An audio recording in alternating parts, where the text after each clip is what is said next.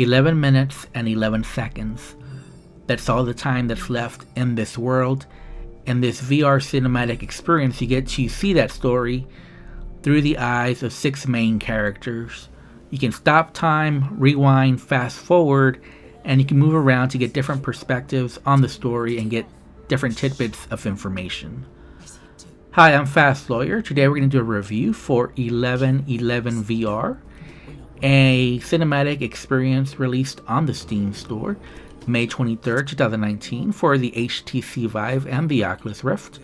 It normally retails for $19.99. I got this through Viveport Infinity.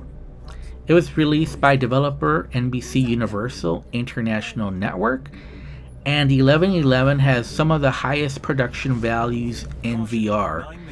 It has really nice cinematic scenes, good voiceovers, and great storytelling.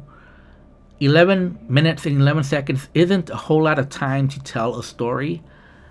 However, these characters are so well written that you really get a sense of the bigger story happening outside of the 11 minute and 11 second countdown.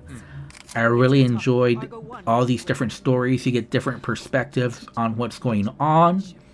You see the overarching story as well, and you're really motivated to look around to try to get every last bit of morsel that you can find about the story because it's so engaging.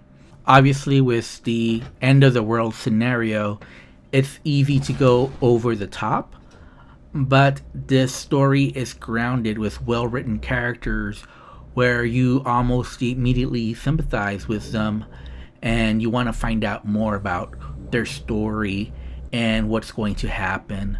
So this is one of those stories where even though you get to experience the story 6 different times with 6 different characters during those 11 minutes and 11 seconds for each character, the story feels fresh each time with a different character perspective, and it gives new meaning and a new context for some of the previous scenes that you saw where the characters ran into each other in these interconnected stories. So very well written, very well directed. The story has a nice pace. The character models look good overall. The environment is nice and detailed. About the only issue I had with the visuals was the lighting. Like I've said in VR, for a lot of VR cinematic experiences, they have poor lighting. And this is also one of those experiences. I wish it had better lighting overall. But that's really my only complaint as far as the visuals and sounds. Everything else, though, was top-notch and well done, especially the writing. The writing here is excellent compared to your normal VR cinematic experience. This is a cut above and beyond what most VR cinematic experiences bring to the table. Keep in mind, this is a completely cinematic experience. There are no real VR interactions. Your interactions are limited to what I mentioned earlier, the fast forward, pause, rewind. You do have full locomotion, as well as snap turning, as well as teleportation. I did have several pathing issues, so you will need to teleport.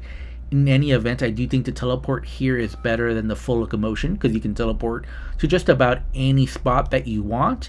You can also get different perspectives on the action. You can have a ground level view. You can have a little god mode where you're just a little bit above, or you can go with a big change of perspective, what they call goddess mode, where you're way above the action, and that's good for teleporting to a different scene, and you can teleport to those different scenes and get different characters' perspective all within one viewing. However, I would suggest the first time you play this game just to go through all the character perspectives rather than try to teleport around. I know the temptation is there, but if you go through each character's perspective first, you'll find that some of the interactions that you were curious about or some of the locations that you were curious about will be seen when you get to some of those other characters. So I would just go through the character perspectives first and get to the epilogue, and then once you finish that, then go back to one of the characters that you wanted to see and you wanted to explore around, and there you could teleport around, get different views and perspective to see everything that happened that you might have missed. Overall, I really enjoyed this experience. This is running on the Unity engine, and I was getting 90 frames per second, but I also had some frame rate drops to 45 frames per second, so it didn't always run smoothly, so beware of that. Other than that, though, I had no issues with this experience. I really enjoyed it a lot. My biggest gripe, besides the lighting, would be the price.